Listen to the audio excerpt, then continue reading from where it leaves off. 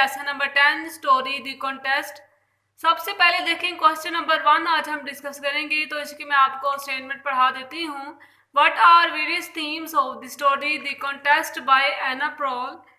कहानी के मुख्तलिफ मौज़ूआत क्या हैं।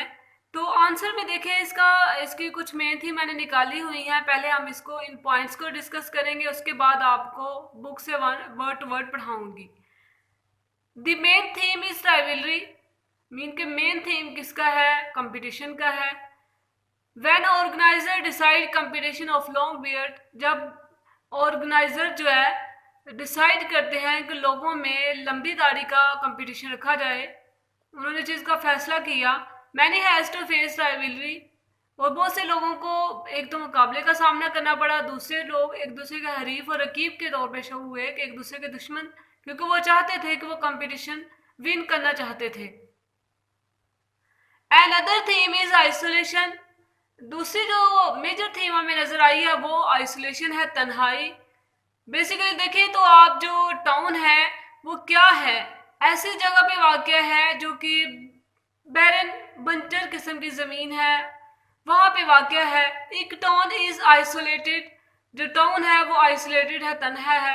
आइसोलेटेड उसे इसलिए कहा गया है कि उसका राब्ता दूसरे जो गाँव है या सिटी है उनके साथ मौजूद नहीं है। ये तो हमें राइटर ने बताया है कि आइसोलेशन का उनको सामना करना पड़ रहा है, only population on the planet. और इस तरीके से राइटर ने ये हमारे सामने पेश किया है कि जैसे एक टाउन की जो आबादी है वो जस्ट वही रहते हैं इस दुनिया में, इस प्लैनेट पे जस्ट वो सिंगल एक गाँव है, और इस वजह से उनको आइसोलेशन का जैसे सामना करना पड़ रहा है। नेक्स्ट देखिए theme of connection. Theme of connection भी राइटर ने, ये भी हम बुक से डिटेल से डिस्कस करेंगे कि गाँव जो है वो सिंगल नहीं है, वो आइसोलेशन नहीं है। वहाँ पे जो बुक्स राइटर ने हमें बताई हैं उसके ज़रिए हमें पता चलता है कि उनका राब्ता बाहर की दुनिया से भी है, बाहर की जो सिटी हैं उनके साथ भी राब्ता है, क्योंकि बुक जो है राइटर ने एज अ सिंबल के तौर पे पेश किया है, बुक जो है as a symbol of connection के तौर पे पेश किया है, और इस वजह से हमें जो कनेक्शन की थीम है वो भी नज़र आती है। डिटर्मिनेशन इज अनदर थीम, पक्का इरादा जो है वो हमें एक दूसरी थीम नजर आती है स्टोरी में, क्योंकि डिटर्मिनेशन कहाँ पे नजर आती है, हमें डिटर्मिनेशन वहां पे नजर आती है जब सभी लोगों का फर्म इरादा, पक्का इरादा होता है कि वो क्या करें, वो इस कंपटीशन को जीत सकें। Education and acceptance are also themes of the story. Education जो है, एजुकेशन हमें किसके थ्रू नजर आई है, जो बिल है उसके थ्रू हमें नजर आई है, जो ऑर्डर बाहर से आता है कंपटीशन जीतने के लिए, रोलफ, उसके जरिए हमें पता चलता है कि एजुकेशन की थीम भी राइटर ने बताई है। एंड एक्सेप्टेंस, एक्सेप्टेंस होता है कबूल करना। यहाँ पे देखें जो कंपटीशन होता है उसमें कुछ लोगों की जब कुछ विन करते हैं और कुछ लूज हार जाते हैं, जब लूजर होते हैं तो उनको क्या करना पड़ता है, ये फैसला जो है ऑर्गेनाइजर का एक्सेप्ट करना पड़ता है। इसके जरिए हमें एजुकेशन और एक्सेप्टेंस की थीम भी राइटर ने बताई है। तो स्टूडेंट मैंने आपको क्वेश्चन नंबर 1 की स्टेटमेंट भी पढ़ाई है, उसके अलावा मेन जो थीम है, मेन पॉइंट्स हैं वो भी हमने डिस्कस किए हैं। नेक्स्ट आप देखें पेज नंबर, अपने बुक्स खोलें, उसमें पेज नंबर 76 और 77 पे देखें, यहाँ पे क्वेश्चन दिया हुआ है, मैं आपको अब डिटेल से पढ़ाऊंगी और मुश्किल अल्फाज के मीनिंग आपने लिखने हैं। फर्स्ट पे देखें, फर्स्ट पैरा में देखें, पेज नंबर 76 पे देखें, in the story the contest by any prowl the main theme is rivalry. जो मेन थीम हमें नजर आती है वो किसकी है, राइवलरी की, मीन के कंपटीशन की। राइवलरी होता है मुकाबला करना, तो कंपटीशन की मेन थीम जो हमें सबसे पहले वो नजर आती है। When the organizer decide to have a competition of having long beard, जब ऑर्गेनाइजर होता है ऑर्गेनाइज करने वाले, मनक्कत करने वाले, जब ऑर्गेनाइजर क्या करते हैं, फैसला, इस चीज़ का फैसला करते हैं कि लोगों में मुकाबला करवाया जाए, लंबी दाढ़ी रखने का मुकाबला करवाया जाए। Many participant have to face rivalry, बहुत से पार्टिसिपेंट्स होते हैं शिरकत करने वाले, बहुत से जो शिरकत करने वाले इनको राइवलरी का सामना करना पड़ा। मीनकर उनको राइवलरी का सामना ऐसे ही करना पड़ा, तो कुछ लोगों को तो कंपटीशन का सामना करना पड़ा। राइवलरी का मीनिंग डिफरेंट सेंस में यूज हो सकता है, एक तो मुकाबला, दूसरा हरीफ और रकीब के तौर पे। फॉर एग्जाम्पल दो लोग हैं, अगर दो स्टूडेंट हैं तो उनका आपस में कंपटीशन करवाया जाता है, तो वो उस वक्त क्या होते हैं, एक दूसरे के हरीफ होते हैं और वो चाहते हैं कि वो कंपटीशन जीत सके। वैसे ही गाँव के लोगों को भी इस तरह की सिचुएशन का सामना करना पड़ा था। There are many who oppose this contest, और इनमें से बहुत से ऐसे थे, अपोज होता मुखालिफ होना, और बहुत से लोग ऐसे थे कि जो कि इस मुकाबले के अपोज थे, खिलाफ थे, मुखालिफ थे। In the same the contestant also become rivals of those who oppose the contest, और इसमें से बहुत से ऐसे कॉन्टेस्टेंट होता है, मुकाबला में हिस्सा लेने वाले लोग, वो क्या बन जाते हैं, राइवल्स होता है हरीफ या रकीब, वो एक दूसरे के क्या बन जाते हैं, रकीब हरीफ बन जाते हैं। हु अपोज द कॉन्टेस्ट, किन लोगों के, हु अपोज द कॉन्टेस्ट, उन लोगों के जो कि इस जो मुकाबले की मुखालफत करते हैं। In the end we see the contest succeed in having long beard, हम लास्ट में देख सकते हैं कि इसमें जो शिरकत करने वाले जितने भी लोग हैं इस मुकाबले में, वो अपनी लंबी दाढ़ी रखने में कामयाब हो जाते हैं। But no one is declared as a winner, लेकिन उसमें से कोई भी, नो वन होता कोई भी, डिक्लेयर वाजिया नहीं किया गया कि विनर कौन है, कि किसने ये मुकाबला जीता है। और इस तरीके से हमें जो है राइवलरी की थीम, जो कंपटीशन की थीम है, वो हमें मिली है।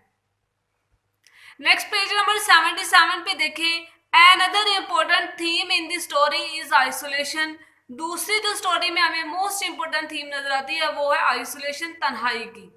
द टॉन इटुथ is situated at an abandon place, abandon place होता है बंजर जमीन।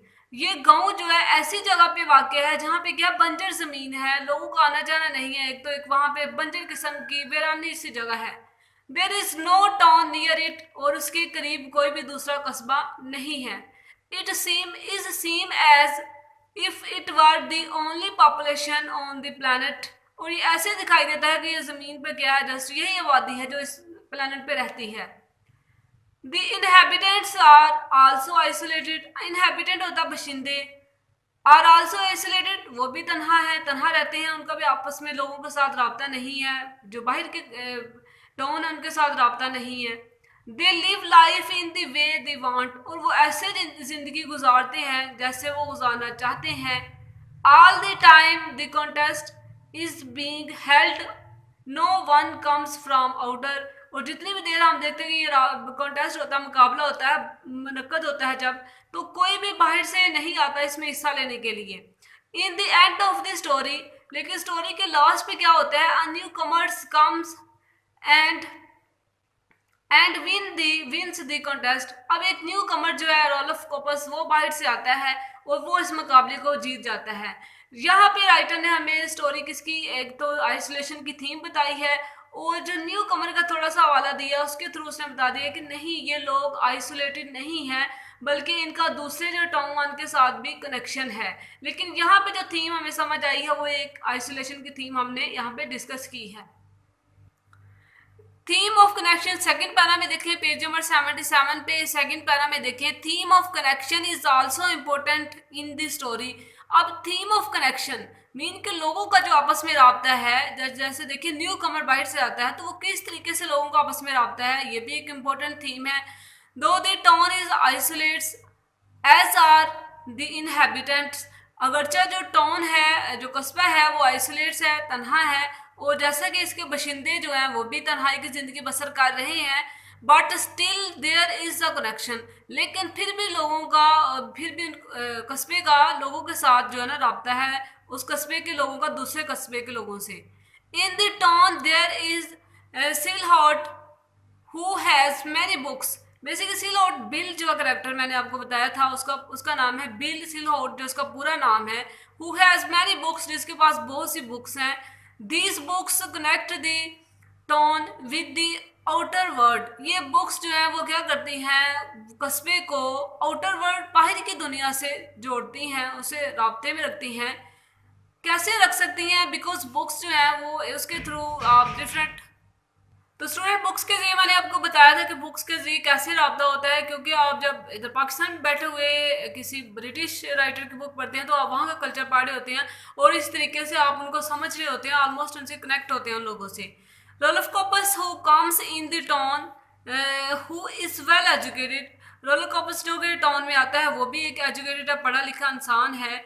He has the longest beard, उसकी लंबी दाढ़ी है। लॉन्गेस्ट इसलिए कहा गया है क्योंकि उसकी बिल जो है उससे भी ज़्यादा लंबी है और उसको सुपीरियर कहा गया है।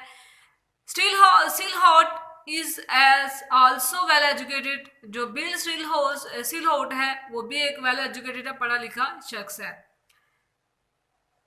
Determination is another prominent theme in the story. Determination होता है पुख्ता इरादा। आप जब किसी चीज़ का इरादा कर लेते हैं और उसके लिए जब मेहनत करते हैं तो इंसान उस चीज़ को हासिल कर सकता है। Determination is another important prominent होता है नुमाया थीम जो हमें वो नजर आती है। डिटर्मिनेशन बेसिक कहते हैं पुख्ते इरादे को।